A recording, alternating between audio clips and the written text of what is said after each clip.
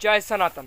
संविधान जो किसी भी देश की जड़ होता है, संविधान जिसके आधार पर देश के अंदर कानून किस तरह काम करते हैं, किस कानूनों को देश में लागू करना है, किस तरह कौन सा कानून कब की जरूरत पड़ सकती है, यह संविधान के अंदर होता है।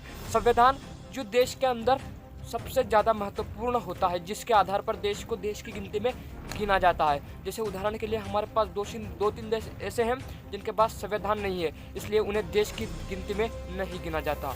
लेकिन हमें उनसे कोई मतलब नहीं, हम बस अपने भारत के विषय में बात करने वाले हैं। तो भारत का संविधान जो कि अंग्रेजों ने तैयार किया था, उसी को डॉक्टर भीमराव अंबेडकर ने कॉपी किया है, वो भी 11 महीनों में। और ये बात मैं नहीं, स्वयं डॉक्टर भीमराव अंबेडकर ने अपने मुंह से अपने अंतिम क्षणों में कही थी। जब उन्होंने मनुस्मृति को जलाया था, तब भी उन्होंने उस बात पर बहुत पछताए थे। वैसे वो तो भूतकाल की बात है, तो उसे छोड़कर हम आज अपने भविष्य पर आते हैं। तो वास्तव में मनुस्मृति को जलाकर और मनुस्मृति के जगह पर संविधान को लाया गया था, जो कि सिर्फ 11 महीनों में बनकर तैयार हुआ था। जिस संविधान के अंदर ऐसी ऐसी धारा है जो हिंदुओं को मतलब इस देश से बाहर करने को कहती है, जिनमें से एक धारा है 30A। इस 30A के अंतर्गत इस संविधान में यह लिखा है कि आप हिंदू धर्म वाले अपने धर्म की शिक्षा नहीं दे सकते, अपने घर पर नहीं दे सकते, अपने प्राइवेट कॉलेज में नहीं दे सकते, अपने प्राइवेट स्कूल्स में नहीं दे सकते। हिंदू धर्म की शिक्षा मतलब कहीं भी कभी दी ही नहीं जा सकती। बल्कि वहीं अगर कहीं मुस्लिम है तो वो अपने मदरसों में अपने धर्म की शिक्षा दे सकते हैं, अपने धर्म की जो कुरान है वो पढ़ा सकते हैं। और जो ईसाई है वो अपने धर्म की शिक्षा दे सकते हैं, पर हिंदू अपने धर्म की शिक्षा नहीं दे सकते। और बल्कि हिंदुओं के ग्रंथ को तो साल में एक बार ये जलाते भी है, जिन्हें ये मनुस्मृति दहन दिवस के नाम पे मनाते भी हैं।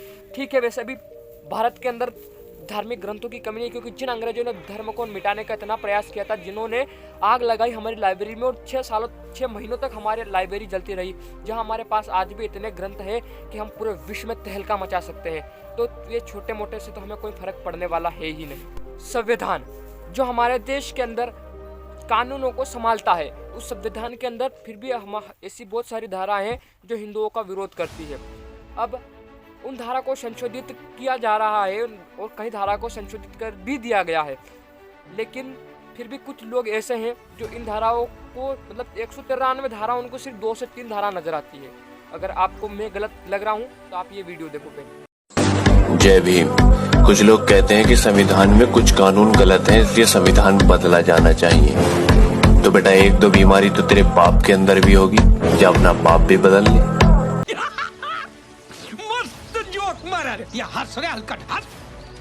म्यूजिक।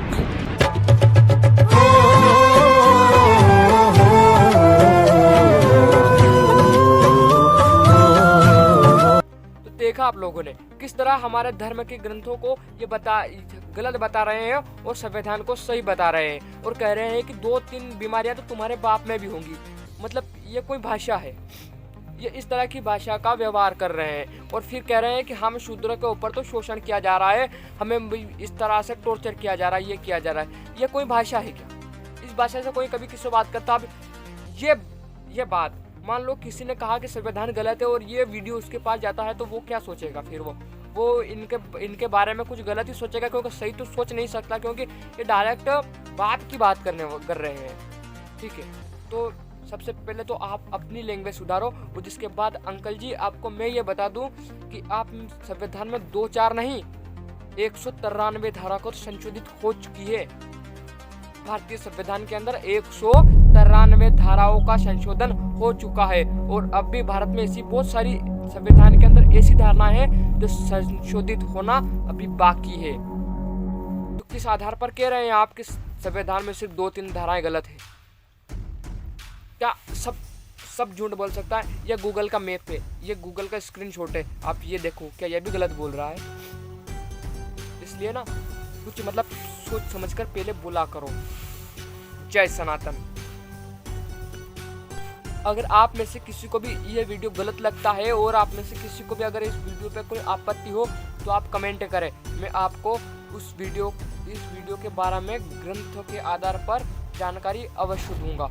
और अगर आपको जानना है कि मनुस्मृति में शूद्रों के बारे में क्या लिखा है, तो लिंक नीचे डिस्क्रिप्शन में है, आप वहां जाके उस वीडियो को देख सकते हैं। जय सनातन।